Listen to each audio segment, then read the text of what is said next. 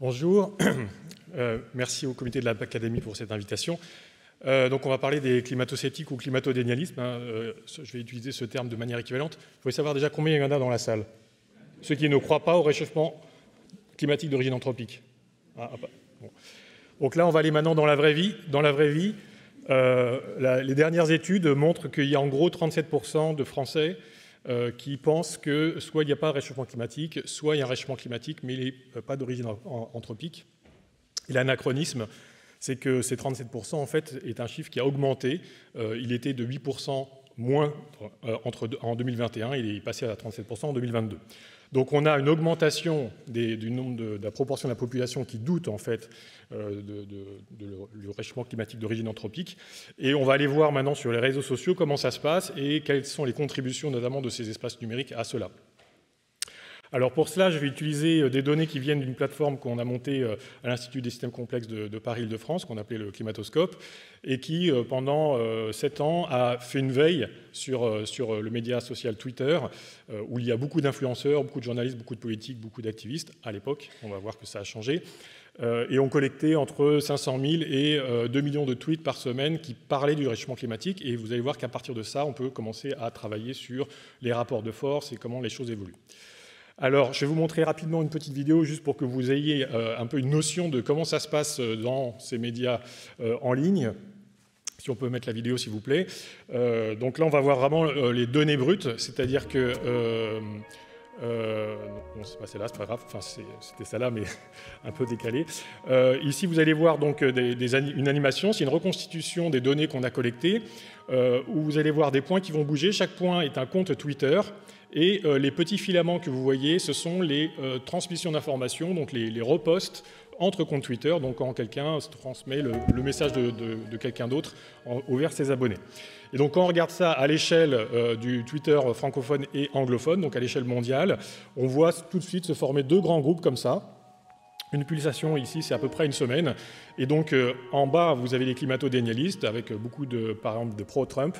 Et en haut, vous avez ce qu'on appellerait les pro-climat dans la présentation, qui eux-mêmes se répartissent en plusieurs sous-groupes. Donc, on va repasser la présentation, mais c'est pour vous montrer que ces choses-là ont une existence quasi matérielle et très concrète. Est-ce qu'on peut revenir à la présentation, s'il vous plaît ?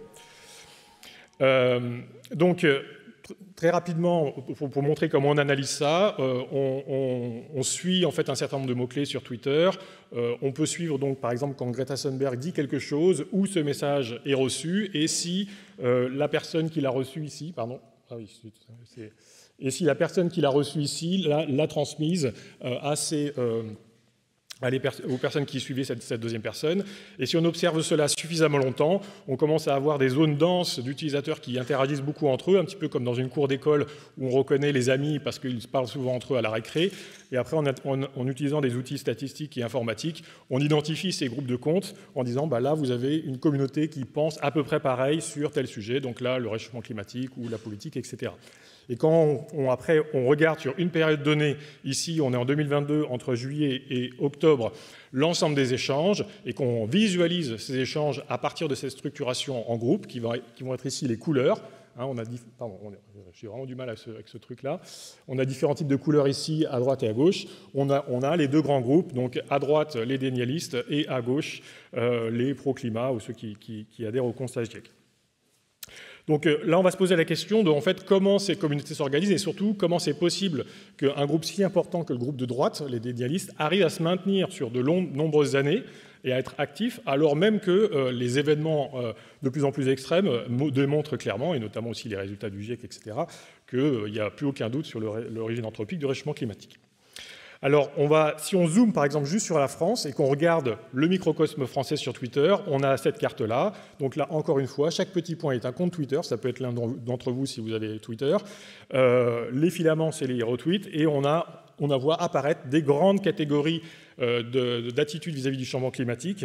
Donc vous avez ici donc, tous ceux qui croient en le réchauffement climatique d'origine anthropique, qui se divisent en une communauté autour du GIEC, une communauté vraiment média, donc les relais des grands médias, etc.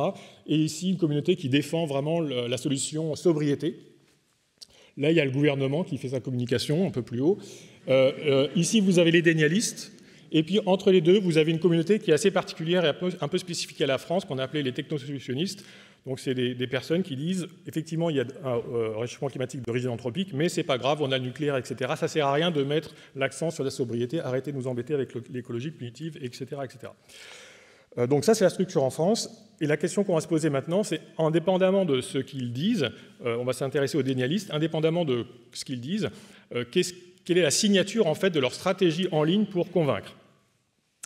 Alors déjà, si on regarde, donc toujours, là on revient au niveau mondial, si on regarde l'évolution des rapports de force entre les climato-sceptiques et les dénialistes, vous voyez les dénialistes ici et puis les pro-climat ici, donc les pro-climat sont majoritaires, mais ici à partir de 2021, si vous voyez l'évolution, il y a de plus en plus de dénialistes, et puis il y a deux grands changements majeurs, il y en a un ici qui est au moment donc, de juillet 2022, on va le détailler, et puis l'autre c'est quand Musk a racheté Twitter.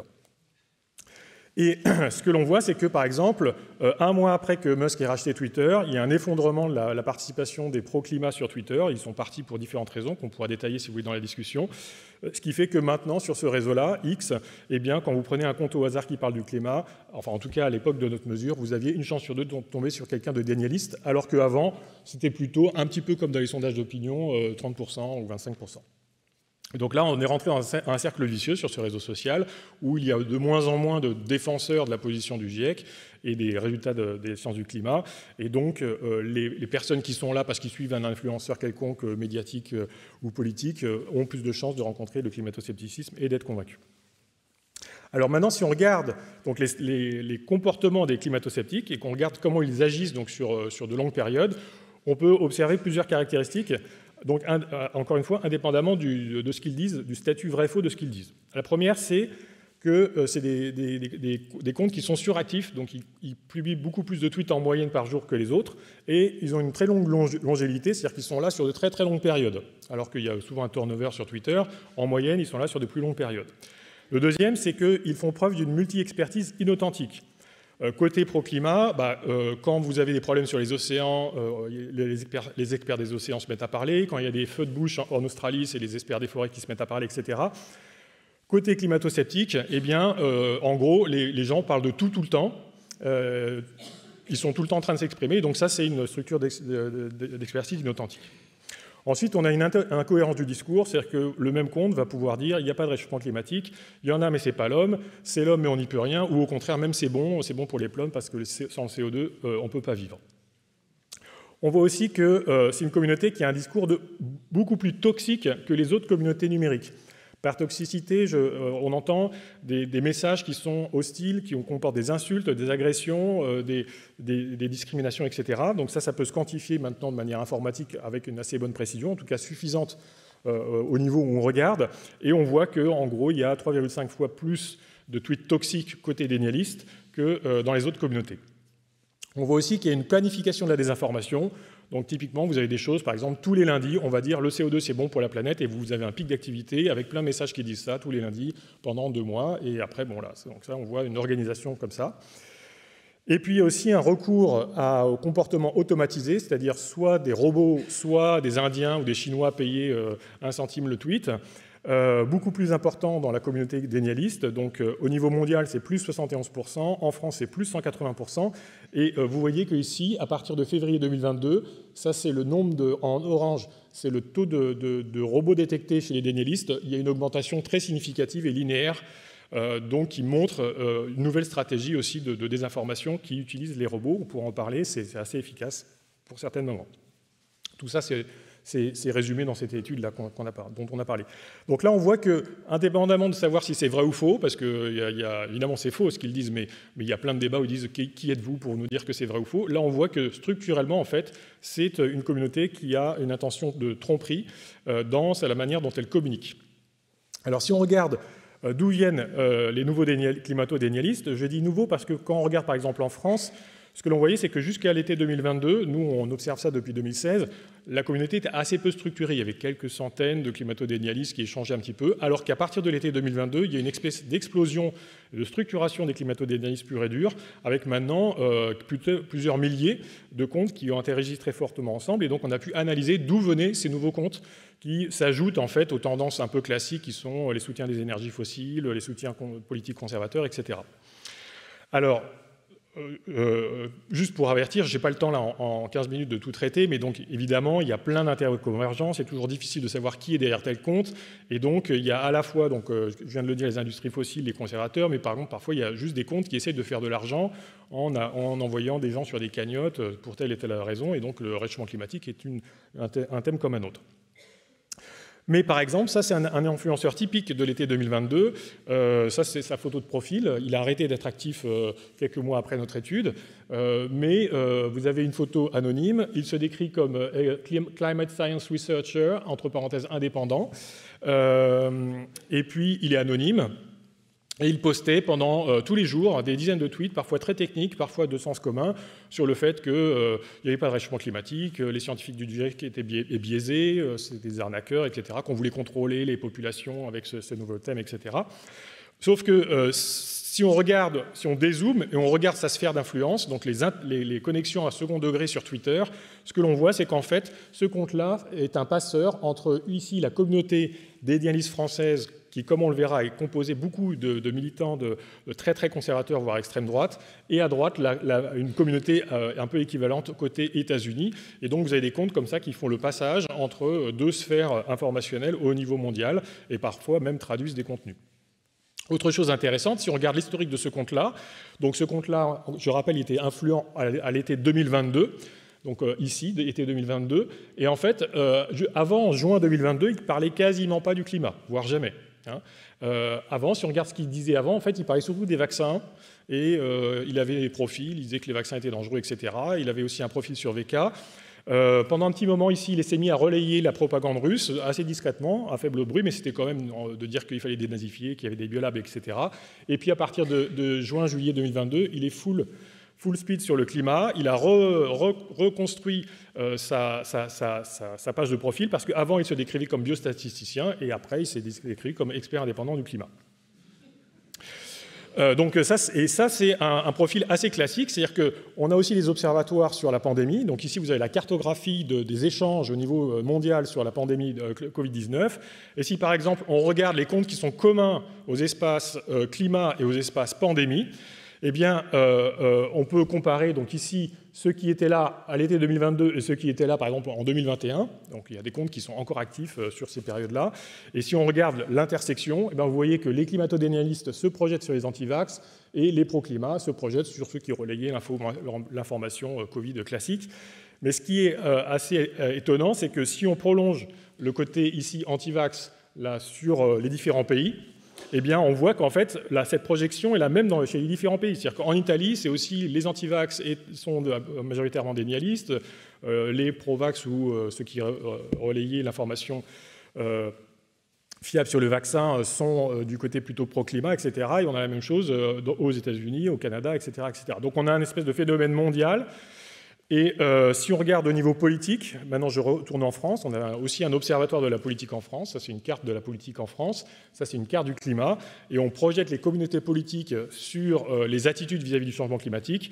Eh bien vous avez cela, donc ça c'est pareil, autour de 2022. Donc vous avez ici donc, LFI qui se projette sur les pro-sufficiency, donc pro-sobriété et un peu GIEC, etc., etc. Mais ici, vous voyez que pratiquement tous les dénialistes ici sont issus de cette communauté numérique que j'ai labellisée UPR, patriote, conspirationniste, anti-vax, etc. Et en fait, et par ailleurs, on peut recouper comme ça avec d'autres types de campagnes. Et on voit aussi que ces dénialistes ici, 60% des 10 000 comptes dénialistes de l'été 2022 avaient relayé aussi des éléments de propagande du Kremlin au niveau de la guerre en Ukraine. Encore une fois, donc les biolabs, il faut dénazifier, il y a du régiment Azov, etc., etc. Et en fait, si on regarde au niveau français l'espace politique, eh bien, il faut, pour comprendre un petit peu comment ce genre de dénialisme scientifique, que ce soit climatique ou vaccin, s'est mis en place. Ici, vous avez l'évolution de la carte politique française entre 2016 et 2022. Donc, encore une fois, ici, les couleurs, c'est les différents partis politiques. Là, vous avez la gauche à gauche, la droite à droite. Pareil ici. Hein. Et ce que l'on voit, c'est qu'en 2016, on avait en gros une circulation de l'information qui allait des partis d'extrême gauche jusqu'aux partis d'extrême droite en passant par le centre. Et en 2022, tout ça s'est réorganisé. Et notamment, il y a cette communauté numérique ici qui est apparue, qui est justement la communauté qui est devenue dénialiste et qui faisait de l'antivax à un moment donné, autour de certains leaders, et qui font en fait le pont entre l'extrême gauche et l'extrême droite. Et ce qu'il faut bien voir, c'est que la pandémie, on a eu un énorme choc, donc de 2 ans, qui a créé des conditions favorables pour la création de nouveaux groupes sociaux qui visent notamment donc un poids politique et qui après se sont reconvertis en différents types de concessions anti-système avec un méta-narratif, les élites contre le peuple, le contrôle des élites du peuple par les élites, etc. etc. J'ai bientôt terminé. Vous retrouvez ça dans ce livre-là si ça vous intéresse. Rappelons aussi le contexte de guerre hybride. On a un problème en ce moment aux frontières de l'Europe, avec aussi en lien avec l'énergie. Et on sait aussi que ce genre de terrain peut être attisé par des schémas de guerre hybride, donc qui visent à diviser les populations en favorisant la polarisation. Et notamment, ce qui est intéressant, c'est si vous regardez sur les réseaux sociaux l'évolution du concept de liberté, maintenant c'est vraiment, dans certaines sphères, les citoyens doivent se battre contre la dictature de leur gouvernement parce que, etc., etc., etc.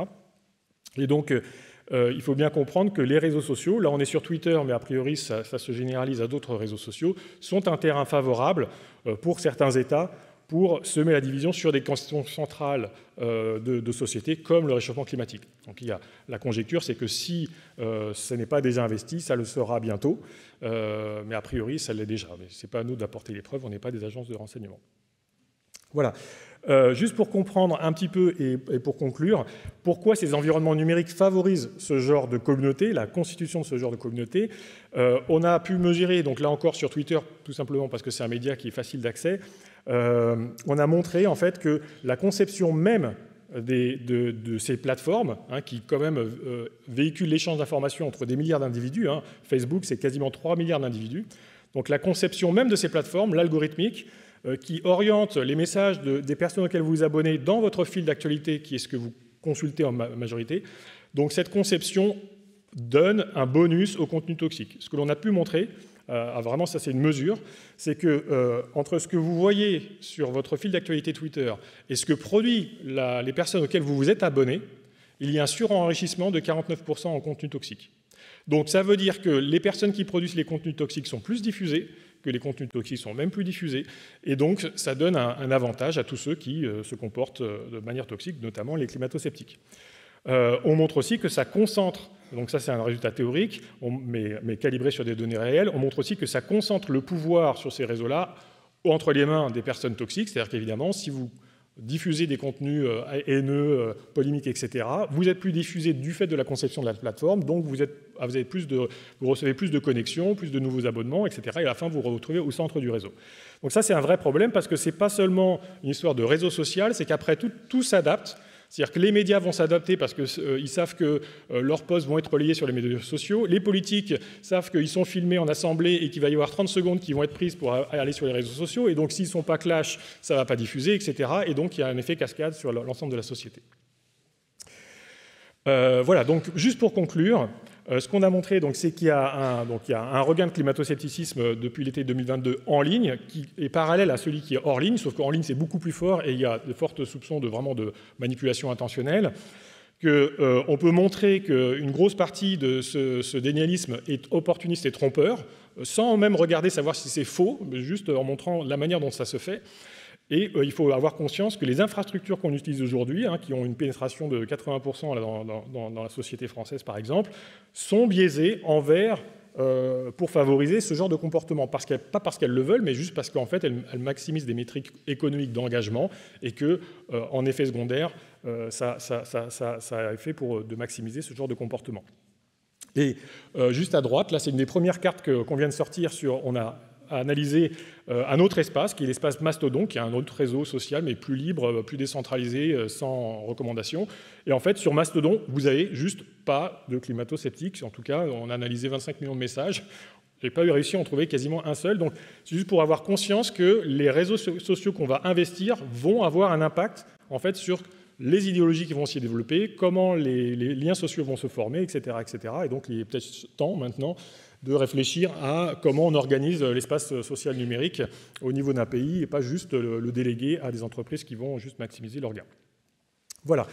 Je m'arrête là. Je me remercie aussi tous les collègues de l'Institut qui ont participé à ce genre d'études et je prendrai avec plaisir vos questions. Merci. Merci beaucoup. Alors, de nouveau, à la fois des questions d'explication et puis de questions plus générales. Alors, la première, c'est quelle est la définition de contenu toxique? Comment on définit si un contenu est toxique ou pas? Donc, contenu toxique, vous avez donc on utilise des algorithmes d'apprentissage machine ou machine learning ou IA, pour faire plus largement, qui apprennent à catégoriser les contenus qui comportent des doses d'agression interpersonnelle, d'obscénité, de dénigrement. Donc il y a des grandes catégories en fait, de formulations qui sont ça. Ils apprennent à catégoriser ça et ensuite, pour un contenu donné, ça donne un score. Pour un tweet donné, on va donner 0,6 de dénigrement, 0,7 de harcèlement sexuel, etc. Et après, donc, ça permet de catégoriser des millions de tweets. Il faut savoir qu'il y a toujours des taux d'erreur, hein, ce n'est pas des choses qui sont vraies à 90%, quand même quand on regarde à 100%, je veux dire, mais quand on regarde à l'œil nu, il y a une bonne cohérence, et surtout quand on veut estimer un taux d'amplification de toxicité, si votre algorithme est bon, par exemple, à 90%, et que vous trouvez un écart de 50%, là, vous savez que l'écart est de toute façon assez grand. Donc, c'est comme ça qu'on fait. OK. Alors, j'ai plusieurs questions autour du fait, est-ce qu'il y a des organisations ou des pays derrière les communautés? Alors, ça vise les climato-sceptiques ou dénialistes, mais ça vise aussi peut-être les autres communautés. Est-ce que derrière les activités qui sont... Est-ce que vous êtes capable de retracer ou pas le fait qu'ils sont en quelque sorte pilotés, au moins partiellement, oui, ou ce sont des individus complètement indépendants? Alors, parfois, effectivement, on peut remonter. Enfin, bon, par exemple, du côté des climato-dénialistes, il y a des communautés qui sont clairement les Trumpers, les MAGA, etc.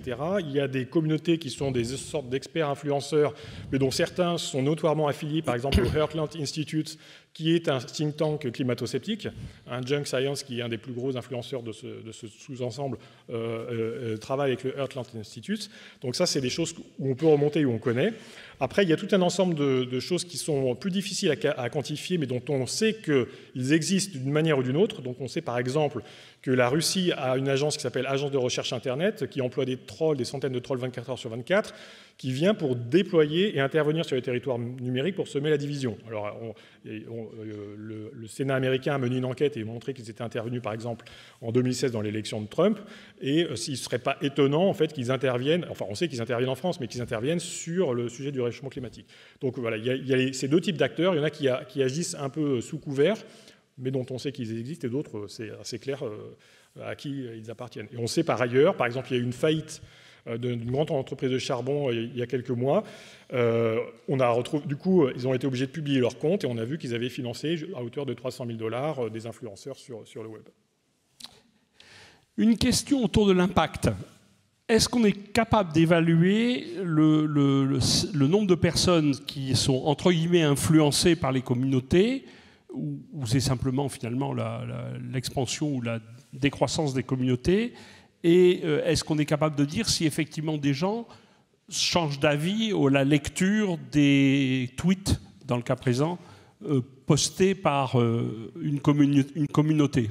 Alors c'est toujours dur de donner un nombre absolu pour l'impact, parce que d'une part, les comptes, beaucoup de comptes ont un statut, on ne sait pas si derrière c'est une vraie personne, un robot, etc. A priori, dans ce que je vous ai montré, il y a 95% de vraies personnes, mais c'est difficile. Et puis, souvent, les causalités sont multifactorielles. Ces personnes-là ne sont pas seulement sur les réseaux sociaux, elles voient aussi la télé. Ceci dit, ce que l'on peut quantifier, c'est l'évolution. Et donc, ce que l'on peut voir, c'est qu'on a eu, effectivement, là, ce que je vous ai montré, c'est qu'on a eu, en juillet 2022, un différentiel avec une activité climato-dénialiste très intense et une augmentation très, très significative des communautés associées. Donc là, on peut dire que très probablement, il y a l'impact. Et Donc c'est, encore une fois, dur de le quantifier très très précisément, rigoureusement au sens mathématique, mais en gros, ça a forcément de l'impact. De même que la publicité a de l'impact, sinon on n'investirait pas autant dans la publicité.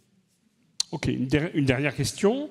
Donc en cette journée de lutte pour les droits de la femme, est-ce qu'on est capable de faire la proportion d'hommes et de femmes dans les communautés, et plus particulièrement de voir si, alors c'est dirigé, hein, si les contenus toxiques seraient plutôt émis par des hommes que par des femmes? Ce qui est une supposition. Oui, alors ça on ne l'a pas fait, donc je ne peux pas vous répondre. Je pense que ça pourrait éventuellement être faisable, mais assez difficilement, parce que, encore une fois, en ligne, vous pouvez dire que vous êtes un homme alors que vous êtes une femme, ou vice-versa, ou voire même un robot. Donc ça, je ne peux pas le dire, mais je pense qu'un peu de recherche pourrait répondre à cette question. Bon, eh ben, on vous encourage, mais ça risque de montrer que les hommes sont plus toxiques que les femmes, ce qui ne sera pas... Probablement. Voilà, on verra. Bien, eh bien, écoute, merci beaucoup, et on passe à la dernière conférence.